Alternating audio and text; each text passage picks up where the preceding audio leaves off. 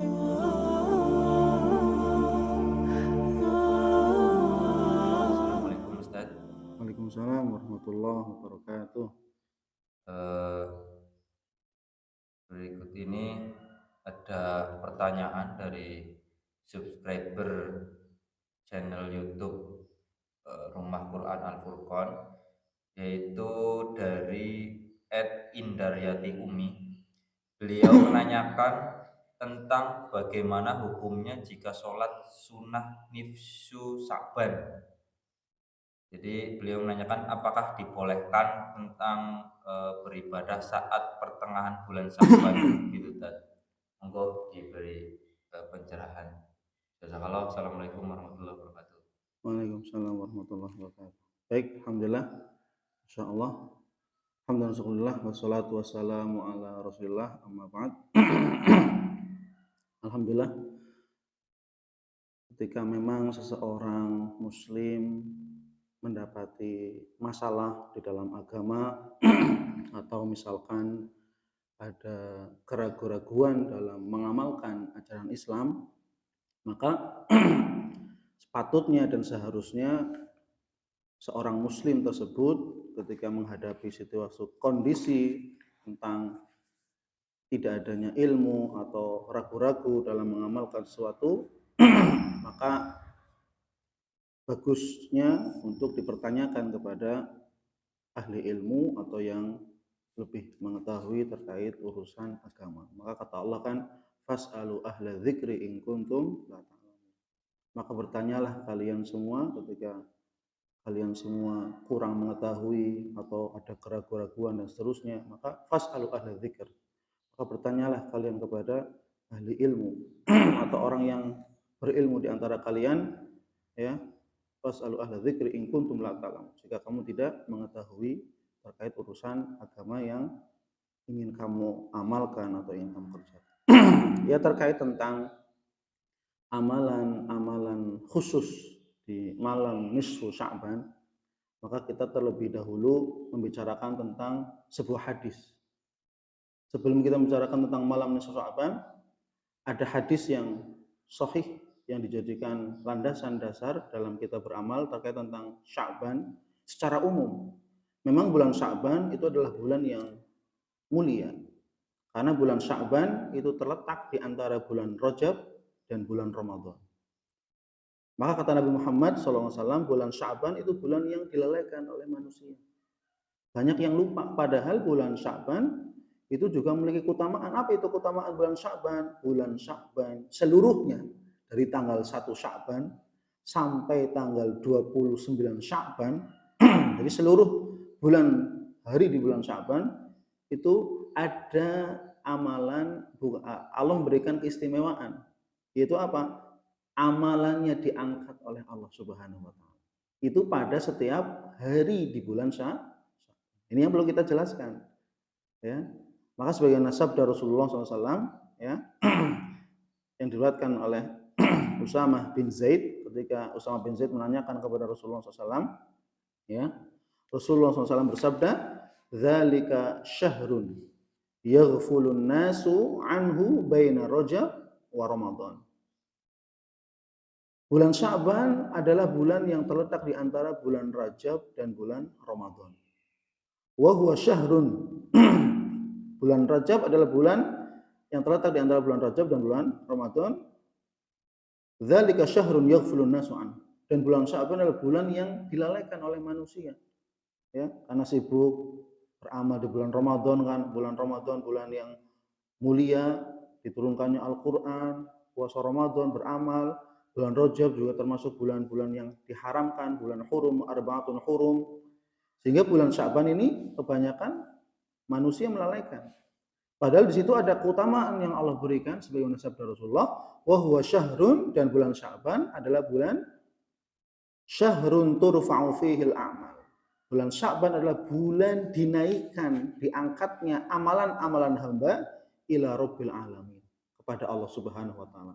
Jadi bulan Sya'ban itu memiliki keistimewaan sebagaimana hadis sahih, hadis hasan, maaf, ya, derajatnya ini hasan, yang diriwayatkan oleh Imam An-Nasa'i, yaitu bulan Sya'ban dari tanggal 1 Sya'ban sampai akhir Sya'ban adalah bulan di mana amalan-amalan kita diangkat oleh para malaikat, amalan-amalan kita dilaporkan oleh para malaikat kepada Allah Subhanahu wa taala selama di bulan Sya'ban.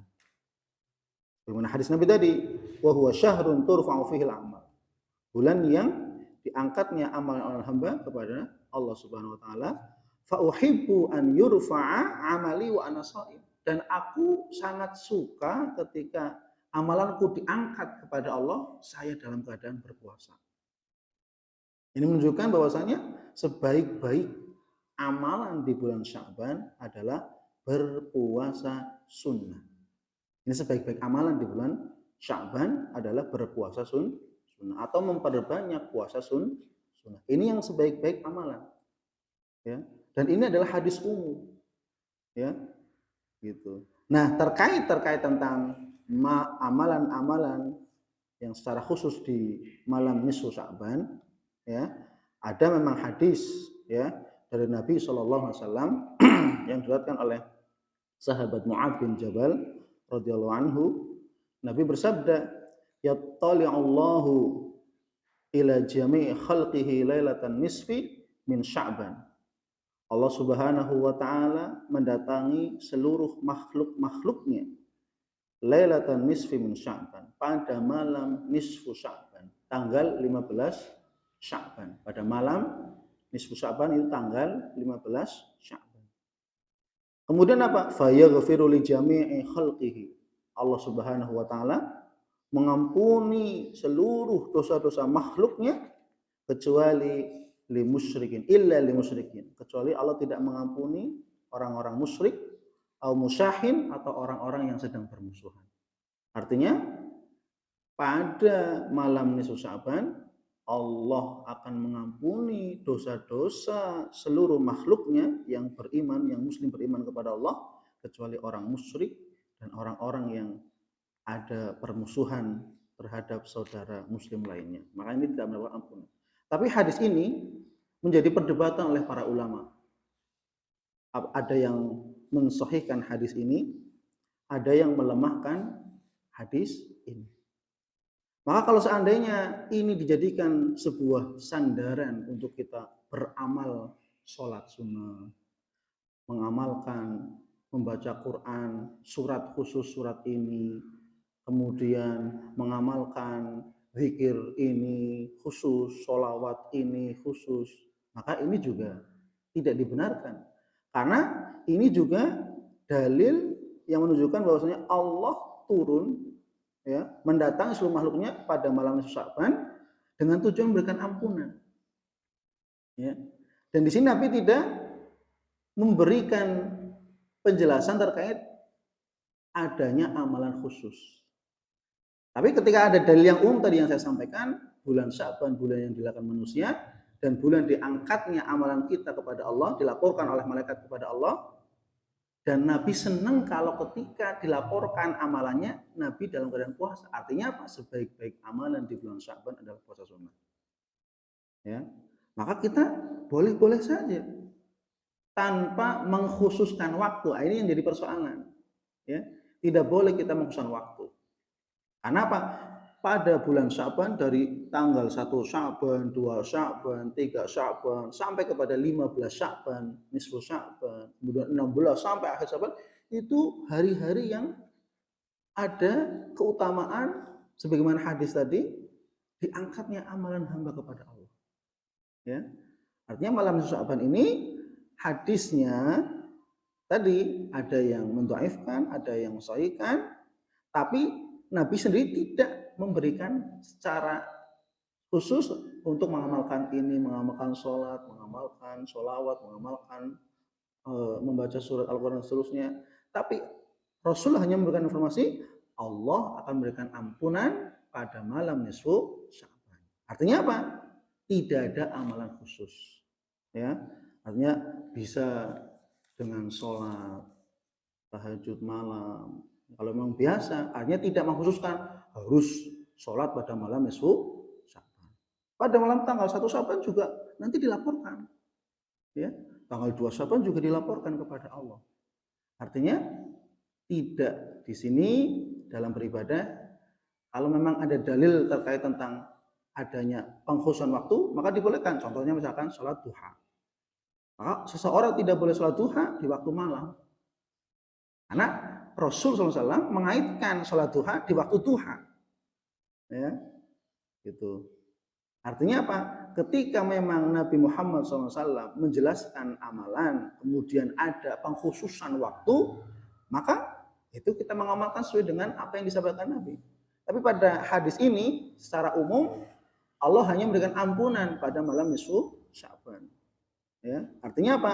Kita beramal dengan amalan apa saja tanpa mengkhususkan harus membaca surat ini, harus sholat ini, harus sekian rakaat, harus zikir ini, harus sholawat ini, dan seterusnya, maka ini tidak selaras dengan apa yang disabdakan oleh Nabi Muhammad Shallallahu Alaihi Wasallam.